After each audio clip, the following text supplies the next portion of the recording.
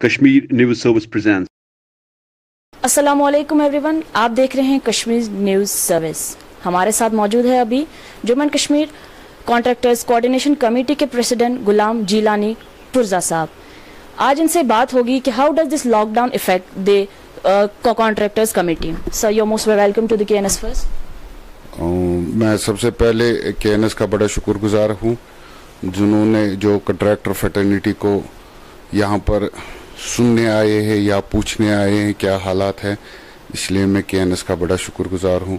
मेरा सवाल यही रहेगा आपसे कि कैसे ये lockdown, how does this effect the contractors committee. देखिए, इससे पहले जो 5 अगस्त से यहाँ पर कर्फ्यू था, पहले वो भी था, बदकिस्मती हुई। उसके बाद हमने ये सोचा था कि अब सीज़न आ गया, मार्च के बाद यहाँ पर सीज़न आता है, जो यहाँ काम करने होते, काम का सीज़न जो लगता है वो मार्च के बाद ही लगता है, क्योंकि विंटर्स में यहाँ उतना काम नहीं होता है।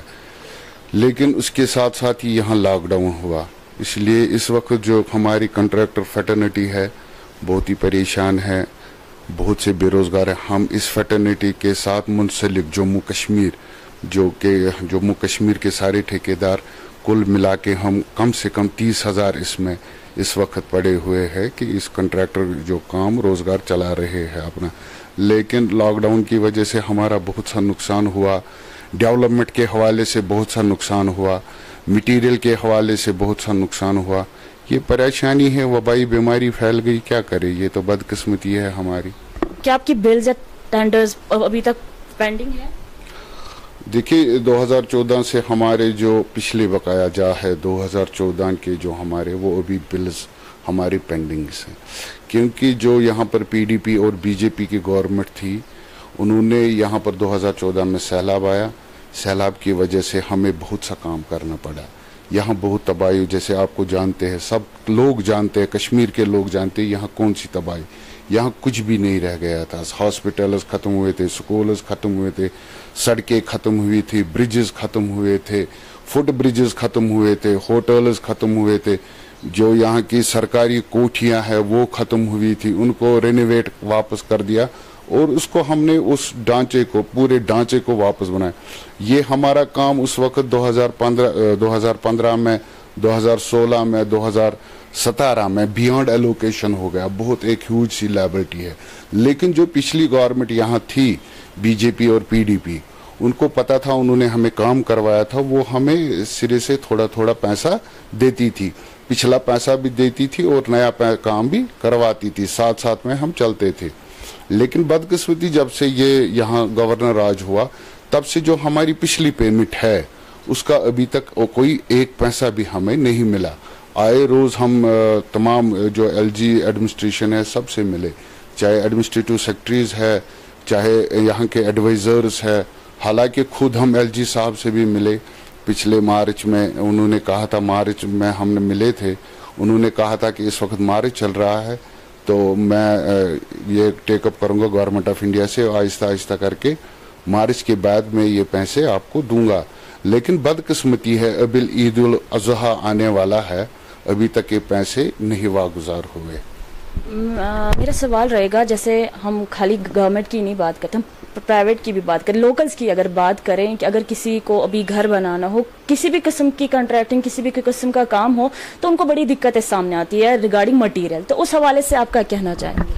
देखिए, ये एक मैं आपको बताता चलूँ कि जो हमारे बड़े बड़े प्रोजेक्ट है, जिसमें बिल्डिंग्स आती है, जिसमें ब्रिजेस आते हैं, जिसमें सीआरएफ के प्रोजेक्ट आते हैं, सेंटर रोड फंडिंग जिसको बोलते हैं, या पीएमजीएसवाई के रोड, इसमें हमारा कंप्लीशन होता है 3 साल, मैक्सिमम होता है 3 साल हमें ये प्रोजेक्ट।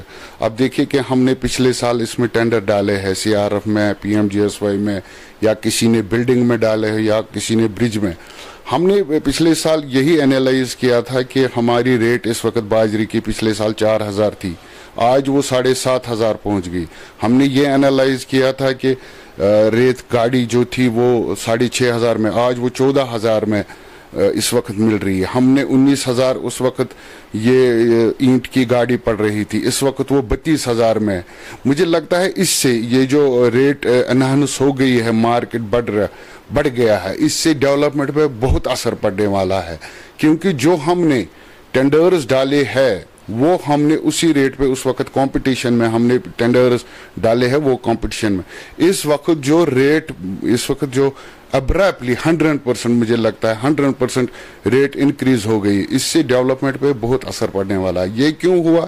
یہ اس لیے ہوا جو یہاں جیولوجی اینڈ مائننگ نے یہ ریٹ انکریز کیوں ہوئی, جو یہاں جیولوجی اینڈ مائننگ نے پچھلے 1 سال سے بین لگائی ہے را مٹیریلز پر, کیوریز پہ, یا یہ جو سینڈ یہاں نکالنے والے تھے ان پہ بین لگائی ہے, یا جو بولڈرز ادھر سے اٹھا رہے تھے. اسی لیے یہ مسئلہ اسی لیے ہوا.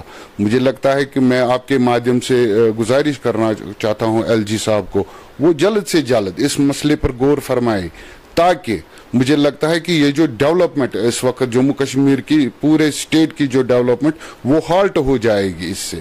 کیونکہ ہم نے پچھلے کام جو لیے ہوئے ہیں وہ ہم نے پچھلے ریٹوں پہ لیے ہوئے ہیں. یہ مسئلہ ہے. جیسے کہ پہلے زمانے میں دیکھا جاتا تھا, کچھ عرصہ پہلے بھی جو کانٹریکٹنگ کا جو بزنس ہوتا تھا, یہ کام ہوتا, یہ پیک پہ ہوتا تھا, ایک اعلیٰ بزنس مانا جاتا تھا. لیکن ڈیو ٹو سم سرکمسٹانسز سب کچھ ڈاؤن ہوتا جا رہا ہے. تو آپ کو کیا لگ رہا ہے کہ جو اس ریگارڈنگ اس بزنس سے جڑے, کیا وہ بزنس سے کوئٹ کر رہے ہیں؟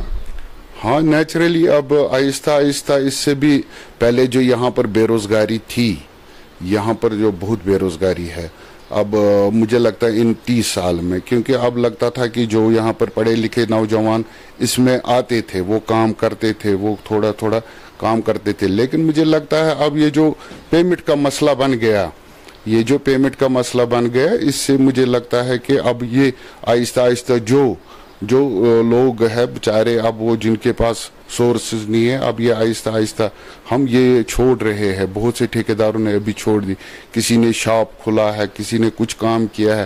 آہستہ آہستہ اس طبقے میں بھی ابھی کمی ہو رہی ہے. پہلے تو فلو آ رہا تھا, یہاں بے روزگاری بہت تھی, فلو آ رہا تھا. لیکن جب یہ پھنس گئے, یہاں پر پیسے لوگوں کے پھنس گئے, تو اب مجھے لگتا ہے کہ آہستہ آہستہ لوگ اس سے پیچھا چھڑانا چاہتے ہیں. کیونکہ جن کے پاس 5 لاکھ ہو 10 لاکھ تھے, انہوں نے وہ لگائے گورنمنٹ کے پاس, اب وہ گورنمنٹ نے پچھلے 5 سال سے نہیں دیے, اب وہ بیچارے فاقہ کشی کے شکار ہیں اور یہ چھوڑ رہے ہیں آہستہ آہستہ. تو ایٹ دا اینڈ آپ سے یہی جاننا چاہیں گے کہ آپ کا گورنمنٹ سے کیا مطالبہ رہے گا, اپنے کمیٹی کے پریسیڈنٹ ہونے کے ناطے اور عام لوگوں کے لیے بھی آپ کا گورنمنٹ سے کیا مطالبہ رہے گا؟ کیونکہ اس بزنس میں ہر کوئی افیکٹ ہو رہا ہے, چاہے وہ شکارے والا ہو جو شکارے میں بیٹھ کے نہ پانی سے ریت نکال رہا تھا, یا کوئی بڑا بزنس مین ہو. تو آپ کا کیا مطالبہ رہے گا گورنمنٹ سے؟ دیکھیے, سب سے پہلے میری گورنمنٹ سے یہ اپیل ہے کہ وہ جو ہمارے پچھلے پیسے بقایا جات ہے وہ ریلیز کریں. دوسرا, یہ جو را مٹیریل پہ انہوں نے بین لگائی ہے, اس سے ملوث 60,000 لوگ ہیں یہاں. کیونکہ 60,000 لوگ جو اپنی فیملیز کو فیڈ کر رہے تھے. اس سے گورنر انتظامیہ سے میری گزارش ہے کہ وہ اس میں سیریس اپنی طرف سے ایک سیریس یہ نوٹ لے, تاکہ یہ جو 60,000 لوگ یہ بے روزگار نہ ہو جائیں. ان کو, ہاں ہم نہیں کہتے ہیں کہ نہیں ایسے ان سے رائلٹی بھی لی جائے, ان سے گورنمنٹ کی جتنی بھی وہ گورنمنٹ کی فارملٹی ہے وہ پوری کروا کے, لیکن یہ بھی سوچنا ہے کہ یہ 60,000 لوگ جائیں گے اور جائیں گے کہاں. کیونکہ میری یہی مطالبہ ہے, اب عید الاضحیٰ آنے والا ہے, میری LG صاحب سے یہ گزارش ہے جو کنٹریکٹ فٹرنیٹی کے جتنے بھی پیسے ہیں جس محکمے میں ہماری بقایا جات ہے وہ جلد سے جلد ریلیز کریں. ہمارے ساتھ JNK CCC president Ghulam Jilani پرزا صاحب.